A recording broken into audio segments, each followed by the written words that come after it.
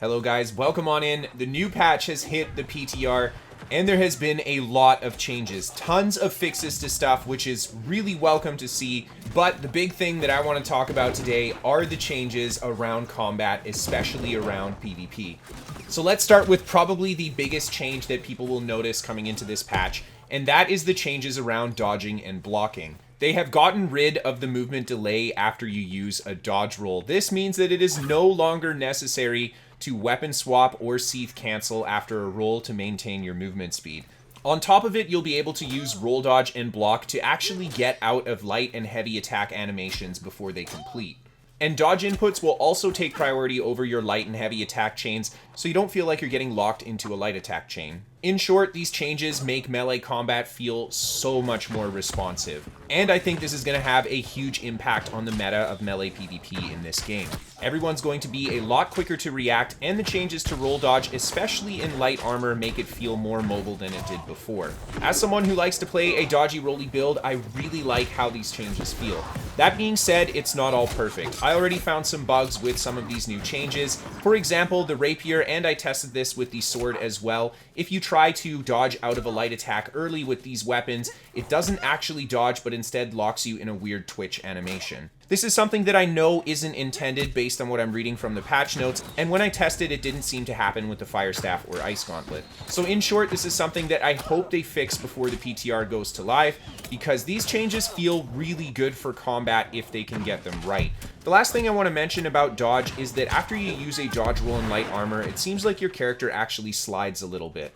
Now this slide can be cancelled by using another movement input at the end of the roll, or any skill input, or even a light or heavy attack. That being said, I think this slide is here because in the old version of the dodge roll, you would hit a hard snare after you rolled, and that would prevent your character from sliding from the momentum of your roll. Since the snare is no longer there, I guess your character just slides now. This is something that I think we could potentially see some changes to, see maybe less sliding on the roll here. I'll say because your character slides so far, it makes the roll dodge feel pretty OP in light armor because you can break some pretty crazy distance that you weren't able to do on the live server. And finally, let's talk a little bit about weapon swap. Weapon swap has been changed so it is a queued action now. So if your character is currently in an animation on one weapon and you hit the swap key and then click the skill on that other weapon that you want to use, your character will actually swap and then use the appropriate skill instead of getting locked on the bar that they're on during that animation cast. I like this a lot because once you get used to it, it makes combat feel a lot more responsive. On the flip side, it can result in some wonky things if you end up spamming swap a little bit. They did add a 1-second cooldown to prevent this from happening, but for the most part, I am enjoying the changes to swap, and I haven't had a huge amount of issues at all with it myself. In short though, I'm a big fan of these changes, and I hope that they fix the issues that they have on the PTR right now. Now, I only got a limited amount of testing time, but I couldn't find any big issues outside of the ones that I outlined here, just based on the mechanics changes that I noticed in the new PTR. Of course, some will crop up in the near future, I'm sure, and of course, there have been some changes to balance as well. Starting off with the Great Axe, there has been a nerf to the Gravity Well. Basically, you're able to roll at the end of the Gravity Well earlier than you used to be and actively dodge the explosion. This makes the Gravity Well much easier to deal with, and you kind of don't really need an escape skill to deal with it if you get trapped in it, as long as you time that roll well. I'll be honest, this definitely is a huge nerf to Gravity Well. So, my Great Axe boys out there, what do you think about this change? Ice Gauntlet's Ice Spike has been adjusted so that it is much more difficult to land all 4 attacks on a single opponent. I was testing this on the PTR. I was only able to successfully get 3 hits to land at the same time, not all 4. That's a pretty significant cut in the amount of damage that Ice Spike was doing, so perhaps this is a lot closer to the sweet spot for this skill. I'm not really sure. I definitely think that it was doing too much damage before. Fire Staff has seen quite a few buffs on the PTR. The Fireball has had a projectile radius increase, which is awesome, and Fireball can now critically hit, making it arguably one of the best Fire Staff skills again. Pillar of Fire has been changed to have a lot less delay on the animation, and the Fire Pillar itself comes up a lot sooner, so it's a lot easier to land on a moving target than it used to be. Really nice change to this skill, I think. And then they've buffed the movement speed that you have when you're in Flamethrower as well. And the Let It Burn passive is going to affect a lot more things than it used to, which is really nice, just allowing you to apply a lot more burns with the Fire Staff.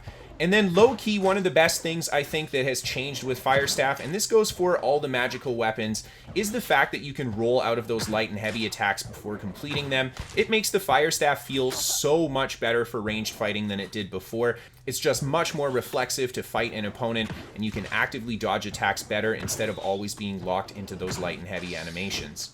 Sword and Shield Leaping Strike has had its homing improved. This is something that I actually wanted to test because the homing on this gap closer was not good on the live server, and it feels a lot better on the PTR. Musket has had a stopping power rework to be a stagger shot that is now kind of a cast time ability, and then consumables can be used while you're reloading the musket. This is massive for any of the musket guys out there that find themselves reloading at the wrong time and need to drink a potion.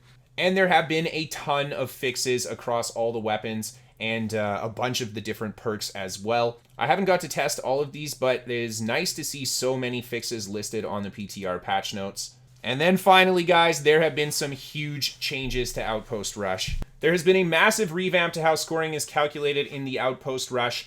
Basically, dealing damage gives you score now, and you get less points for killing and assisting players. This looks much better than our current scoring system and actually incentivizes more PvP. Brutes have had their hit points and damage nerfed. Fantastic stuff. And finally, the rewards for Outpost Rush are much better now. You get 50 to 100 Umbral Shards for finishing an OPR, 50 for the loss, 100 for the win. That is equivalent to a mutation 3 or 4 clear of a dungeon, but does not require you to get a tuning orb. Of course, it's going to be a lot faster to farm Umbral Shards late game in the higher level mutations than it would be to do OPR, but at least for early game, OPR actually seems like a really good option.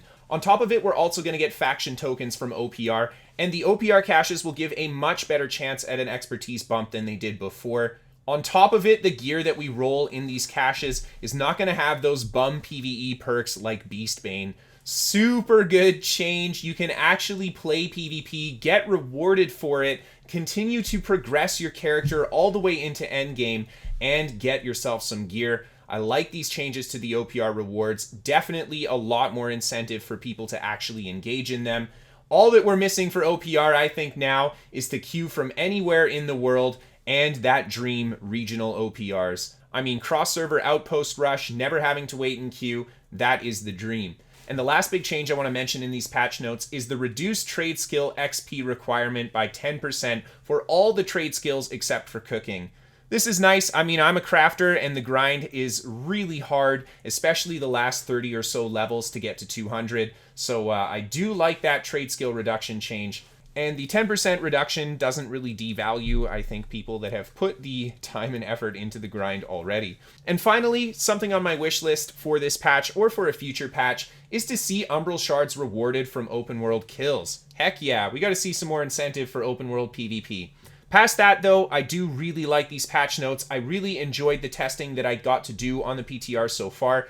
Of course, we ran into some bugs, and it's not perfect, but I do think that this is going to be an incredibly good change for combat, especially PvP combat, so I'm really looking forward to the future of PvP in New World. There's going to be an Outpost Rush event coming up on the PTR on Saturday, and I'm going to be doing a lot more gameplay and testing then of the PTR, and hopefully give you guys a little bit more of an idea of how the scoring system feels on the PTR. If you guys want to find some more info on New World or check out written guides to my builds, you can check out my website, pvpnewworld.com. You can give me a follow on Twitter if you want to keep up to date with me, and of course, give me a follow on Twitch if you want to catch some live gameplay. I'm doing a New World Top 5 Fight series. If you guys want to send in your awesome clips for the top 5 fights, you can send them to Kristofer at pvpnewworld.com. This show is sponsored by What the Fast. They're VPN for gamers. They can give you better ping to your favorite games. They're free to try for the first month. There's a link down below in the description for you guys. And last but not least, a massive thank you to all of my patrons on Patreon. Thank you guys so much for supporting the show.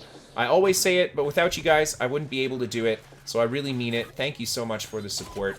And thank you everybody just for tuning in and watching today. I hope you're looking forward to the future of New World PvP as much as I am. Have a great night, everybody, and I'll see you next time.